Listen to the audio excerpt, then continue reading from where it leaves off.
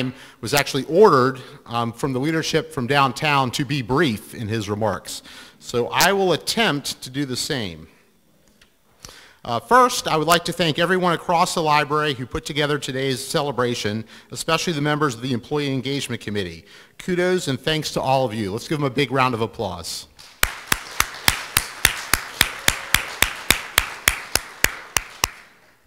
Second, I would like to thank everyone who shared their memories of this building with Tim and the Celebration Committee. A special thanks to those who have had especially long memories and have devoted many years of public service to this institution and have shared those experiences with us over the past several weeks. I generally like to look forward to the future, but it's always important to remember and offer thanks to the employees and contractors who developed and shared with the world the outstanding agricultural information products and services that the National Agricultural Library is known for. Without our track record for success, we would not have the opportunities that we have today to do the important work that is expected of us. So thanks again to everyone who has played a role in making our institution better for ourselves and for those who rely on us and the expertise that we bring to bear every day, and for making available the agricultural information that we have here within the four walls of our institution. Now, as some of you know, I myself turned 50 years old earlier this month.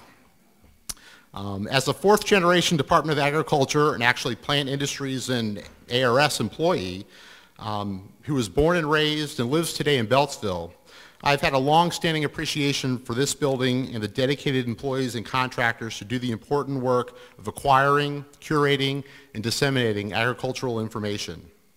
As a kid, I was told there were great and important things in this building. And now, as an adult, I know it to be true, and I get to play a small role in making those great things available to the American public and people who are interested in agricultural information across the world. At the cornerstone laying 50 years ago, Dr. Morhart said, "This library, as a source of worldwide knowledge and a workshop for scientific research, will for years to come represent the dynamic interests of President Johnson and Secretary of Agriculture Freeman in providing a national base for research and education." Well, Dr. Morhart was correct. This building is a bold symbol of the importance of agriculture and agricultural information, and it is a monument to the good that science can do in the world. It is actually the people who work here together on a daily basis who make the National Agricultural Library a national treasure. So in closing, thanks again to all of you who work here today and those of you who worked here in the past for all that you've done over the last 50 years within the four walls of this building. And thanks for what you've done, and thanks for what we're going to do going into the future. So thank you.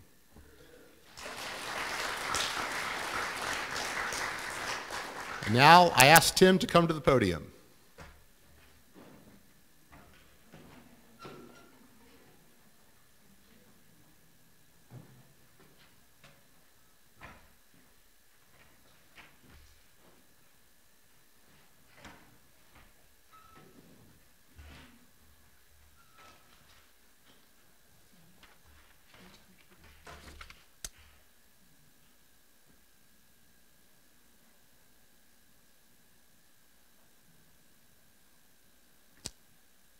Ron, we may need you up here to...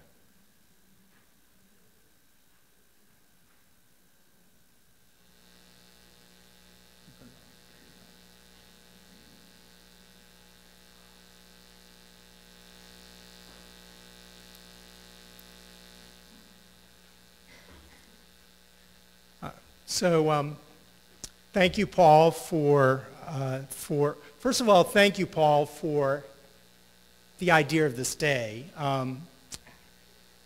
and bringing us all together to do this. And before I start, there are going to be two parts to my presentation. First, I'm going to do a PowerPoint overview of the library, and appended to that are the memories that people sent in on cards and are still doing so at this moment. So I want to thank those who helped me put this together. Jill and Scott, thanks for lending me out, for allowing me to do this. The folks in Special Collections for pulling together the materials that you're going to see. Ron and Tom for making sure that this actually works. And I think, let's see, and Jeff for your slideshow presentation of the pictures that you pulled for us. With me are Tanya and Cheryl, and they're going to be assisting me in the second portion of this program, which is going to be a Jeopardy NAL. We're going to have competition over here with Cornhole, which is a physical contest, but we're going to start you out with the mental exercise to kind of get those juices flowing. So this is described as the NAL photo album. I chose the format. It's basically black and white, like you remember from this, maybe your parents have your family photos in those black and white albums. And let's see now. So I press that one. So just keep hitting. Okay. All right. So I didn't want to go through the entire history of NAL. Very briefly, the National Library for the Department of Agriculture didn't start out as a national library. It was basically books at the patent office, which specialized in farming, and a lot of statistical and data that was collected at the patent office. Here are some images. The one on the left was taken in the 1950s. The directors of the library had been making their case to Congress. We need additional space. And eventually, this really turned out terribly, but this is actually the appropriation. $7 million was appropriated for the construction of a brand new building. The library had been at the USDA headquarters downtown.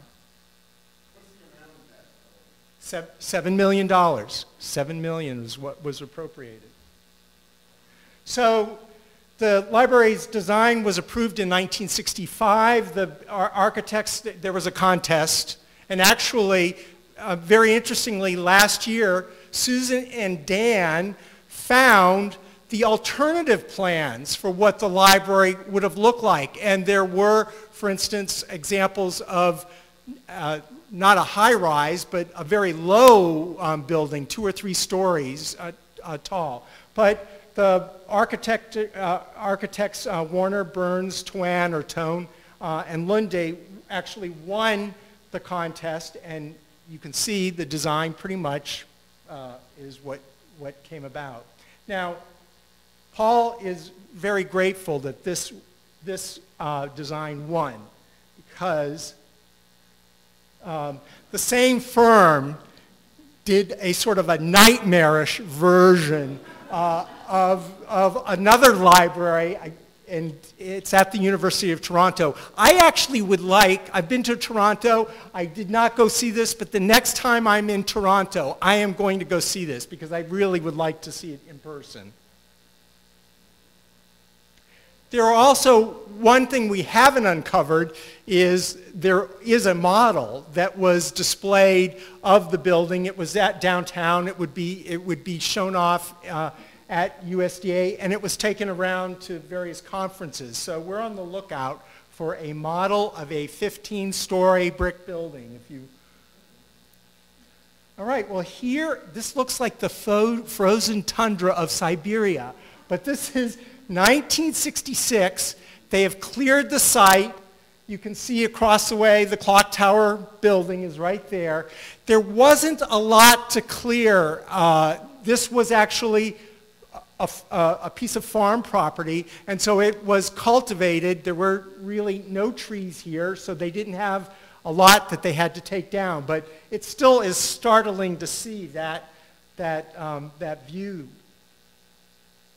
And in 1967, so a few months prior to the cornerstone the laying of the cornerstone, they start building. And the little arrow up there actually points to the Delhaven Motel, which was across the street, which started out as the White House Tavern.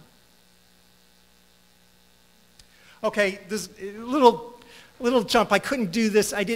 Wasn't able to do this with great finesse, but I wanted to at least put in a few pictures to kind of give you a sense of what was going on in 1967. And, you know, it was, I mean, what year is great? There were good things and bad things. In 67, there was the Detroit riot. That was during the summer. This is actually these come from the Atlantic magazine, by the way.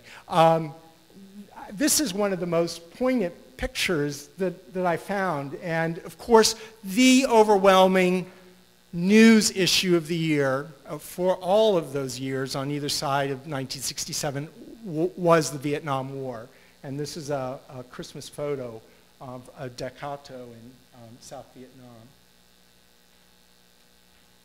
Vietnam. Jonathan Sears pointed out today, I sent out the front page of the Washington Post from 50 years ago today, and Jonathan Sears came right back and he said, well, how interesting that a hurricane was making big news, and this was Hurricane Beulah hitting Texas. And of course, technology. This is probably never got past this stage, the hover train in Paris. It was rocket propelled, and you can imagine why it probably didn't succeed. Okay, so they're happy things. Elvis and Priscilla got wed.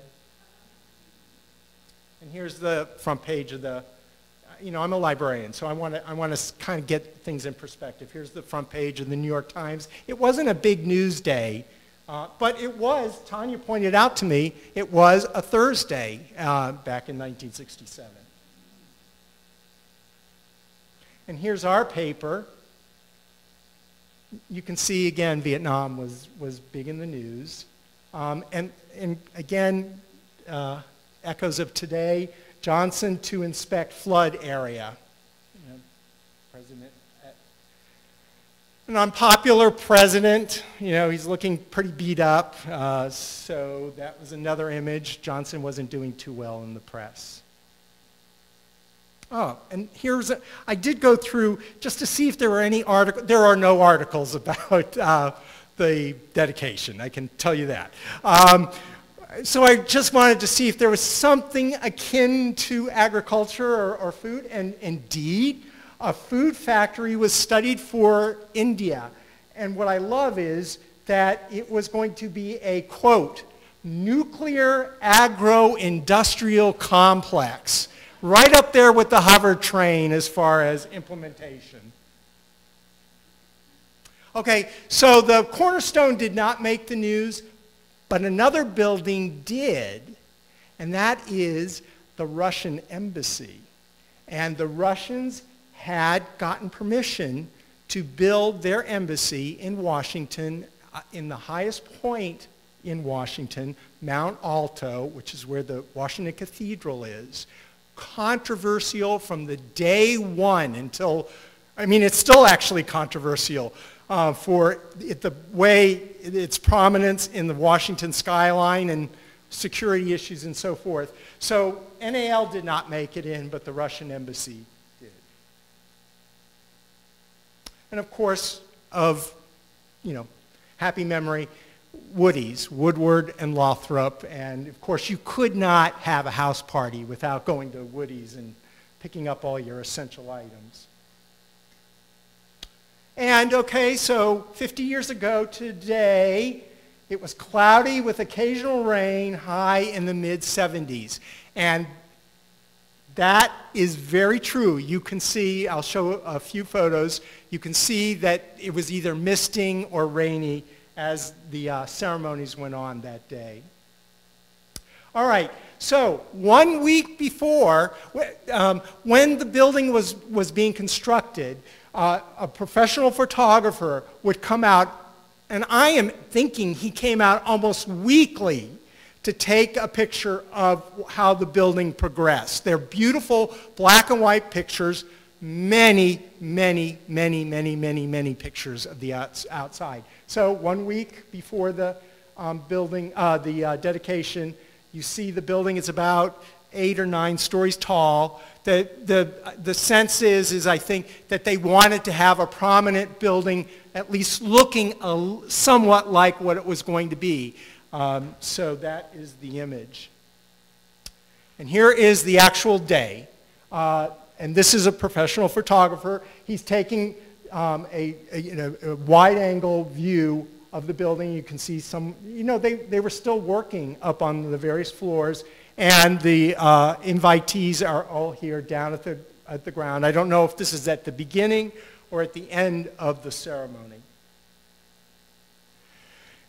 So when I did the history of NAL earlier in the year, I thought I had seen every picture that I could find about the history, but no. Amy came up with additional photos, not only those professional photographs that were made by the USDA photographer, but images that were done by staff. And sometimes they're as interesting, if not more interesting, than the professional view. And the one on the right is a professional photograph, and the one on the left is not. That was taken by a staff person. And here is just a montage. One thing that you'll notice, you see the cornerstone here. I don't know why. Oh, thanks. There.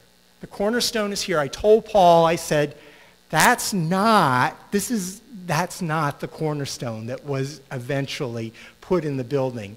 I imagine that they did this as a ceremonial event. A box was put in there, and they put the cement in, and then when it really happened, they brought in the 1-ton piece of marble that you see out there. So I don't think that this is really what you see out there today. Could be wrong, but I don't know. The other thing I find kind of interesting is that they actually, someone told the mason, okay, we need to see what the brick is going to look like. And so they just did, out of the trillion bricks in this building, they did a few just to give you a sense of what the building was going to look like. And of course, this is my favorite picture. So again, I don't know if this is before or after the actual ceremony, but I just love it. You can tell, again, the post was very accurate on what the weather was like. They pulled out a piano from where, I don't know. That morning they said, you know what, we're going to have a piano here. We better get something to put it on. So they went around the construction site and they found a piece of plyboard.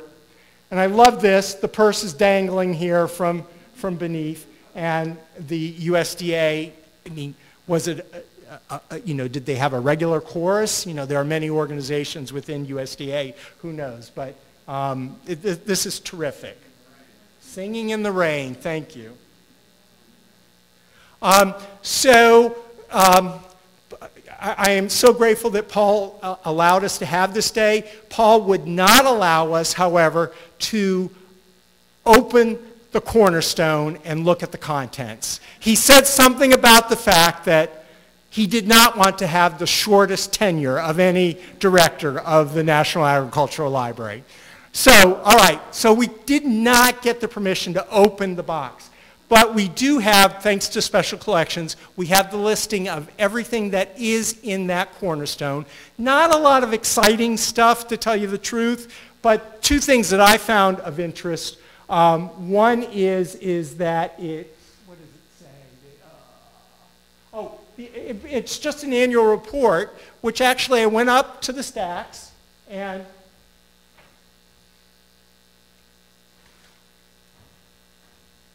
So we actually have the reports that went into the cornerstone. And a second thing that I did not see this time, is Amy here? Amy's not here. Oh, Amy. One thing I did not see this time when I was up visiting special collections is there are formal pictures taken of the library staff downtown. And I'm positive, I saw those when I did the earlier presentation. It says here, pictures of NAL staff. They're very posed. It's a professional, very well done, beautiful black and white pictures. And I probably would like to see those again, but I'm sure those photos were taken with the thought of putting them inside the cornerstone. And I'm sorry I don't have one to show you in here, but they're terrific. They're very well done.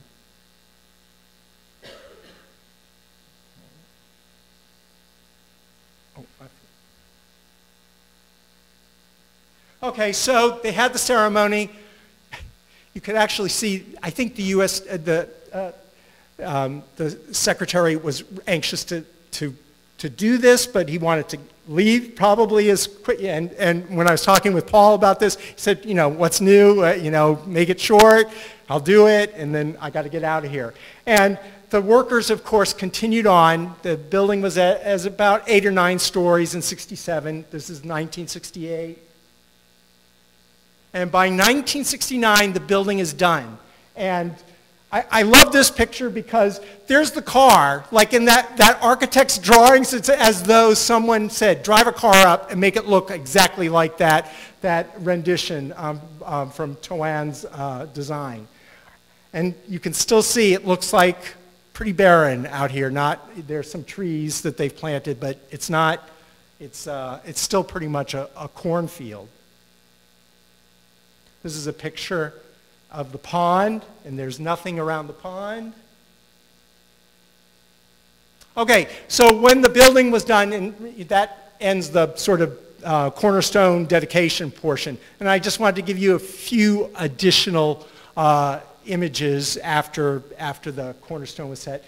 So moving day actually extended, of course, over weeks. We have actually in special collections, we actually have a film that was made to document the library as it looked downtown. And the photographer just went around the various offices and took pictures, moving pictures of people doing their work. I mean, it's astonishing to see. This looks very familiar. This is exactly what happened. They actually took out a brick wall and drove the truck up and started taking things out from the building in this truck. Hard work, moving everything.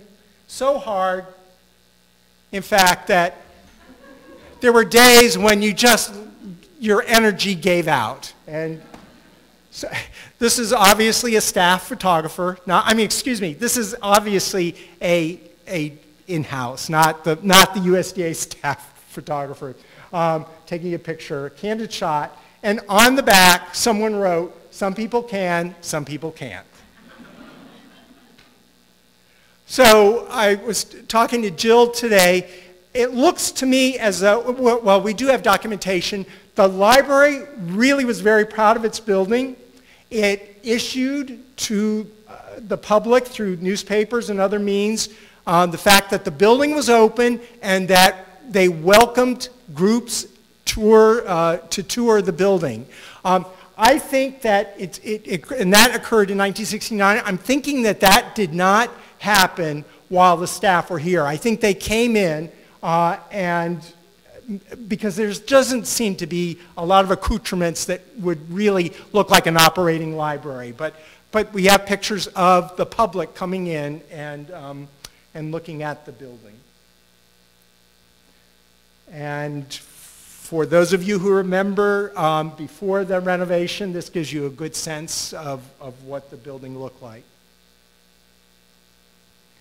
So again, there are so many pictures you could take. I just love this one of the demonstration of Agricola. And you can't see it really well, but I mean, when we put up the tree in the entranceway, it looks exactly like that. You know, Mr. Roy and Steve get out the tallest ladder they have, and they put up the tree. But one thing that Mr. Roy and Mr. Steve are not doing is they are not smoking while they're doing that, which is a change from 1967. And it is funny to look at those pictures, and people are working at their desk with cigarettes, and of course, that was just not very natural. And Susan Fugate always tells me about Miss NAL, and she had only ever told me about it. It really didn't seem to me a legitimate thing. But yes, there was Miss USDA and Miss NAL. And I guess you got to participate in both contests, I'm not sure. But this is one of the best pictures of a Miss NAL. And I like it because it's obviously out on the top floor, on the balcony, and they made sure that the clock tower building was behind there. And again, I mean, Jeff has got so many pictures. I just pulled one of staff, and unfortunately, this kind of washes out some of the images, but some of those folks you can probably recognize. The one I recognize is the director, Joe Howard, on the far right. Okay, so one thing that Jill came up with, and I wasn't really sure how well this was going to work, but boy, this was a great idea. Now that it's done, which is we passed out cards and asked staff to write down memories of NAL, and so I digitized the ones that came in up until about 11 o'clock this morning. But there's two more here, and we actually have Nina has extra cards. And Nina, thank you again. I didn't thank you at the beginning for all that you did for making today possible. We have some more cards. We're going to preserve these. One thing I thought of when Jill, only this morning when I was talking with Jill, was I thought, imagine if they had done this 50 years ago, asked staff memories. Imagine if they had asked the library staff 100 years ago to write down a memory. Wouldn't we? I mean, those would be priceless. And so we are going to treat these as priceless. They are going to go in our special collections. We'll make a nice repository for them. So again, thank you for doing this. And I think it is, I'm going to read them because I think that they're so worthwhile. So the two that were on the table back here. I started to work at NAL 2 months after moving here, so it has been the cornerstone of my life in the United States. Anonymous, but that's great, almost poetic there. When I started at NAL, I would park in the visitor's lot and walk up the steps to the front door.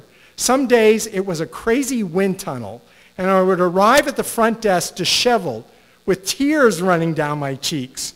But I was always laughing about it. NAL should build a windmill to generate electricity. Can I tell who wrote that? Yes, Christina wrote that. Great. Very good. Very good. Okay, so those are two recent ones. Here are the ones that came in. So I remember being driven past, and this comes from our director. It's the first one. I remember being driven past NAL as a child by my parents and grandparents and being told, your grandparents' and great-grandparents' work is in that building. I've grown up and learned that it is true. Very good. Louise is the only person I have 2 slides for in this area. But Louise really dug through and remembered that she was here when 3 USDA secretaries came on site. She gave a demonstration of Agricola, and she was confident of herself at every moment during that demonstration. Let's see. What else? And then in the fall of '87, the RIC was created, And that is, I guess, the founders of the RIC there.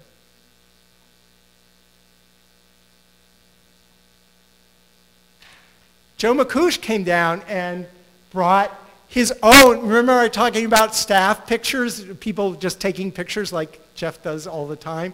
Here's a picture that Joe took of the day after the tornado. And you can see the White House Tavern, the Del Rey Hotel, which was, I know the PG planners were probably delighted maybe that was finally its death knell. Those cars are not traveling down Route 1. Those cars are damaged and they can't be driven. So they were left there on Route 1. And then the great sign is on the ground. Okay, NAL is such a great place. Years before I came to work at NAL, I brought my research team here to find the information we needed to build the life cycle inventory models. Now here I am working on a program to put these types of data, to publish these types of data. Full O. Who's full O? So full circle. Okay, sorry, full circle.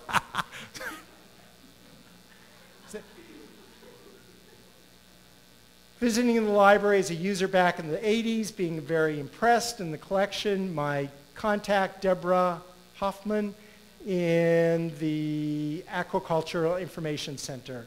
Also Joe Howard, that's from Jonathan Sears. Filled with many memories. This is from Nina. Since I began working at NAL, I considered NAL my family and always felt lucky to work among such caring and genuine people. This is from Robin Frank, fond memories. I always valued the environment that allowed us to be creative and take initiatives. And recalling the days when they had key punch cards in the Kane database.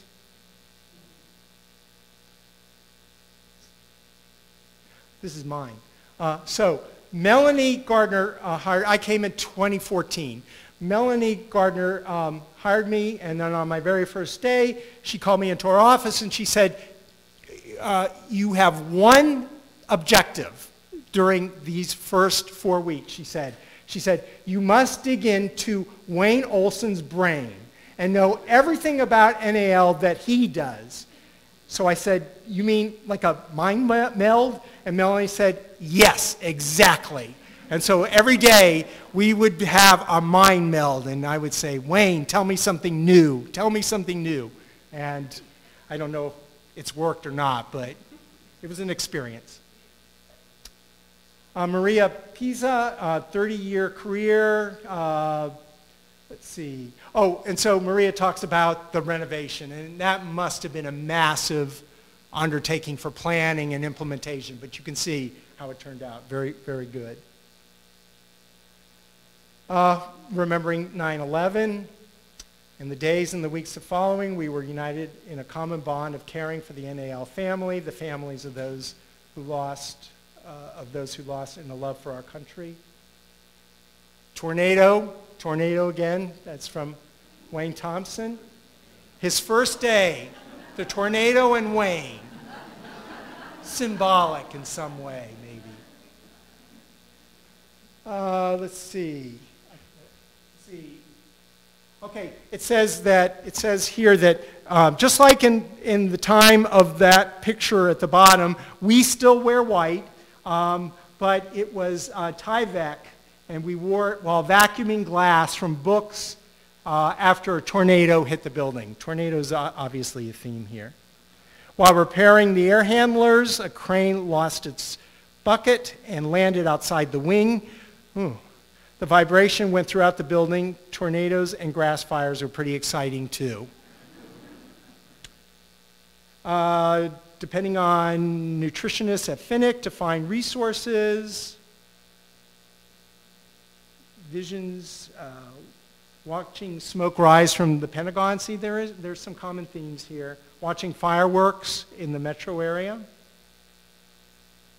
Oh, you were actually watching as the tornado approached, Dan. That's good.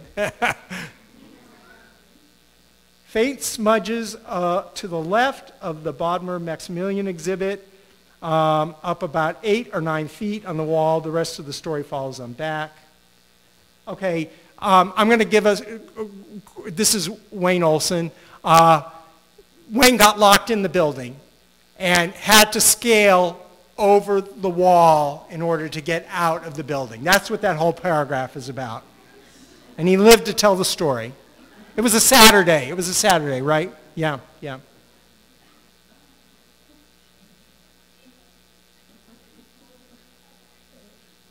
This is one of my favorite. This is, a soft sound is heard, dusty stacks, dark and lonely. Who are you going to call? That is, well, it's a real poem. It really is. Remember when NAL was visited by a real live astronaut? I remember a time when the staff members modeled, I remember a time when a staff member modeled screw worm underwear from the collection. And the next is a picture of that. No, it's not. It's not. It's not. I remember depending on, okay, that was already done. Wonderful memories. Oh, this is, I think this is the last one, and I thought this nicely summed up this PowerPoint. Although I have wonderful memories about the daily discovery of some unbelievable NAL treasures, whether a book, historic paper, or film, my fondest NAL memories are of the people, those who I will never see again and those with whom I laugh every day. Susan Fugate. Congratulations and happy anniversary to NAL.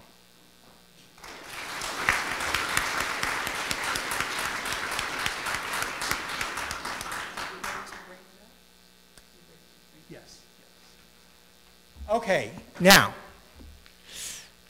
you were passively listening, and actually I hope you were listening carefully because some of that information might be helpful to you. We are going to do a version of Jeopardy, NAL Jeopardy. And what I am going to ask you to do is, Tanya and Cheryl are going to help me with this. You know the premise of Jeopardy. There is a fact that is given, and you have to create a question from that fact. And the winner, if you answer correctly, then you get to choose the next question and the next category. And Tanya was saying that, gee, we're doing NAL, a version of Jeopardy. And you know, one thing I thought of today is there aren't teams on Jeopardy. You're on your own. There's one team. Okay.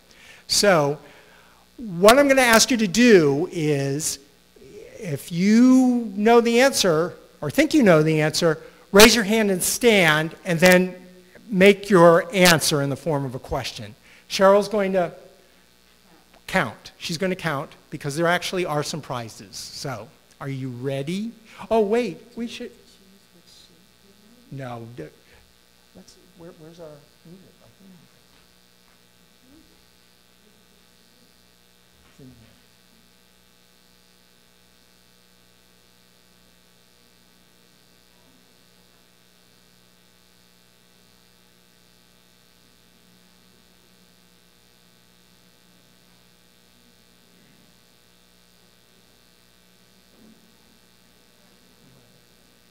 Okay, just to get you in the mood here.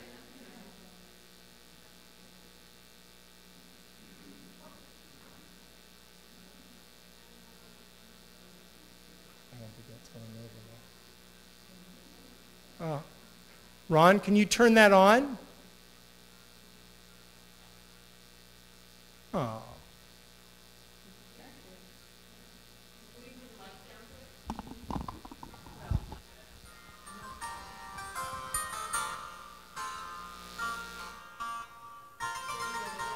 So you got it. We had to play it. Okay.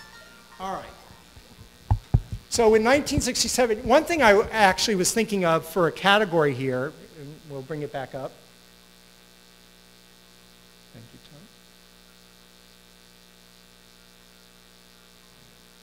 Tom. Okay, can you see it? It's a little, here are the categories: library landmarks, collections, NAL history, NAL research tools, info centers, and facts about NAL. Now, many of these were submitted by staff here, so if you submitted that question, please do not answer that question, even though you know the answer. So, what's that? Okay. So, and then if you answer incorrectly, we are docking them, right? Yes. Yeah, you lose whatever amount, so anyway, I think that's everything on that. All right, so I'm going to start. I'll be the first person to choose the category, but again, raise your hand, stand, and give us the answer, or question, rather. So let's do NAL research tools for 100. NAL's digital desktop serves as USDA's primary access service to licensed electronic information source resources. Wayne. Very good. Continue to stand. Next category, amount.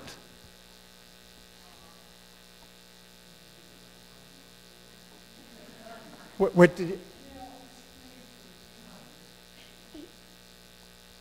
Year the new agricultural library in Beltsville opened for public service. Ezra got it, 1969. Very good. Ezra, stand. You didn't stand, but we'll let you by on that one. Okay. Okay. Facts about NAL for 100. The other national libraries in the United States. Wayne Olson.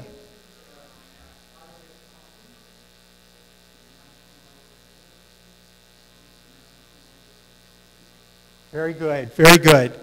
And we would have accepted, some people say the National Transportation Library is also a national library. Okay, stay standing, Wayne. Yes, and I was going to say that. Remember that your answer must be in the form of a question. NAL history for 100. The year the library for the Department of Agriculture was established. Wayne Olson. 1862, absolutely correct.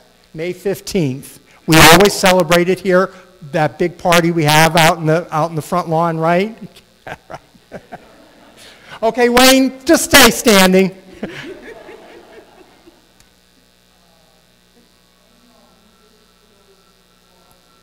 Okay, NAL research tools for 400. His phytochemical and ethnobotanical database now resides. Very good, very good. Who or what is James Day Duke, also known as Dr. Duke? Stand up.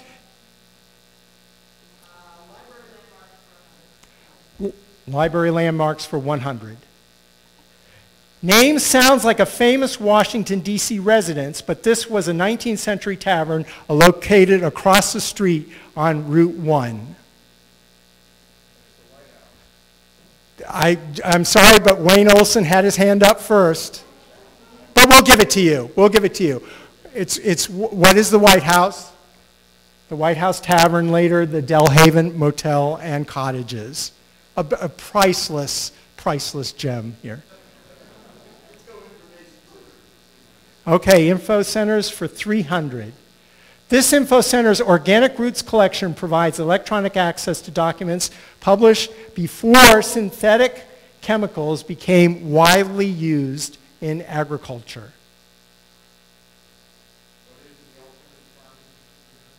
Very good, AFSIG. Very good.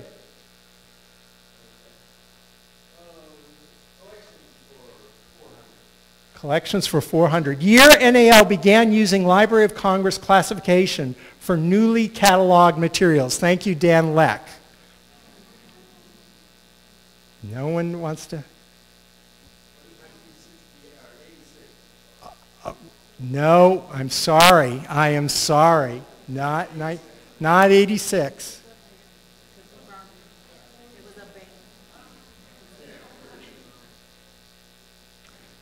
Okay, so who was the last? No, but the last correct responder. Carl, okay. All right. You did lose money, but that's okay. Be careful. Library landmarks for 200. Indian tribe that inhabited the area, Special Collections has created a terrific exhibit of archaeological artifacts about them in the library.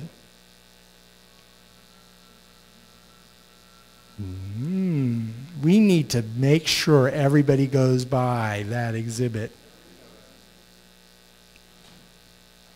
What are the Piscataway? Did you want to? Okay, Carl, okay, take it away.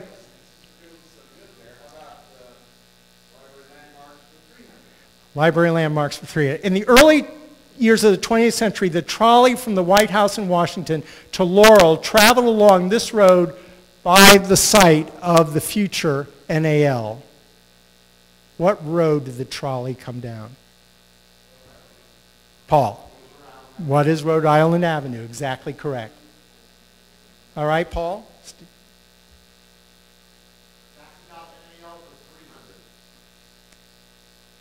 This NAL data access system uses a customized version of open source DCAN software to provide access to publicly funded data relevant to agricultural research.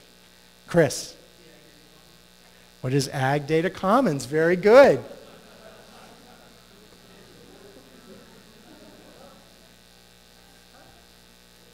Go ahead, choose. Choose, Chris. Oh. Uh-oh. I don't know what happened there. Oh, that was a little backwards, I guess. Sorry. Okay, Chris, sorry, go ahead. Collections for 200. Agriculture is represented by this letter in the Library of Congress classification. I knew he was going to do it. I knew. Yes, go ahead. Oh, yes. What is S? That's great. Stand up. Stand up.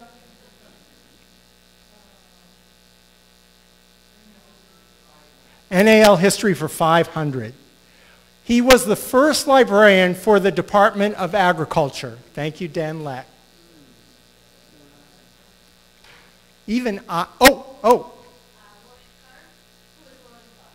No, I'm sorry, not William Cutter.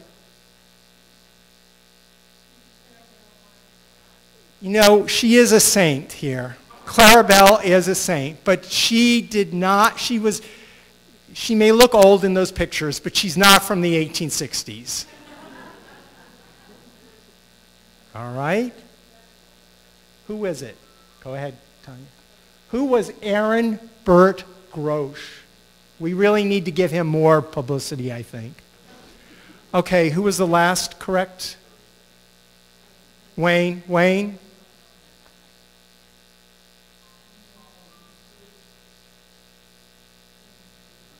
Okay, NAL Research Tools for 300. The NAL thesaurus is produced in English and in this other language. Chris. In a form of a question. What is Spanish? Very good.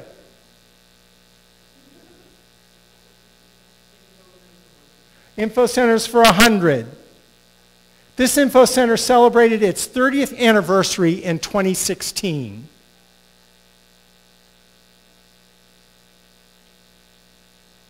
Paul. Very good. Paul. Got it. What is AWIC? Go ahead, Paul.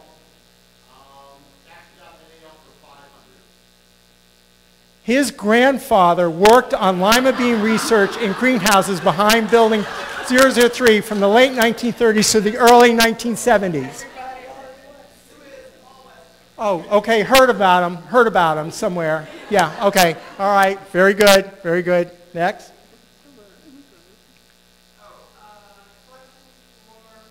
Collections for 500. The total number of miles of shelving in NAL. Thank you, Dan Leck. 42. Let's see. I honestly don't remember, to tell you the truth. 45. Sorry. We might have taken away 3 miles and some weeding. That's a move, all right. Okay, who was the correct one before? Cindy, okay. Info centers for 200. GAP, good agricultural practices, an important issue for this info center. Good agricultural practices. Carl, what is RIC? No, AFSIG. Sorry. Cindy? Collections for 100. The length of time USDA staff can borrow materials. Wayne? Will we take that, judges? What is 1 month? Okay, the judges have not said no. 28 days.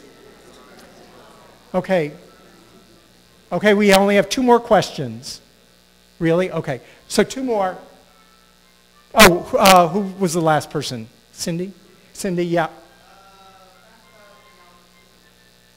Facts about NAL for 200. This online feature of NAL has highlighted NAL content and materials, including Robert Frost's days as a poultry farmer and the evolution of the concept of, I don't know who was first. Cindy. Actually, that is the actual exhibit. What I was looking for was what the overarching area is called, and what is it? It's NAL digital exhibits. Go ahead again. One more. We're going to do one more.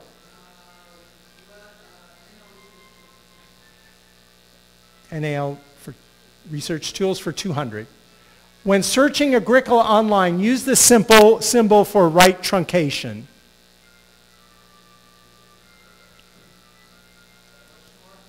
What is a question mark? Very good. Very good. Yep. Okay. So, Wayne Olson. Wayne Olson is our winner with $900. You go to Paul. Paul is going to write the check right now for that amount.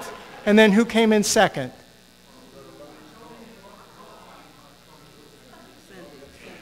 Okay, Cindy, you got $700. And again, just see Paul after the...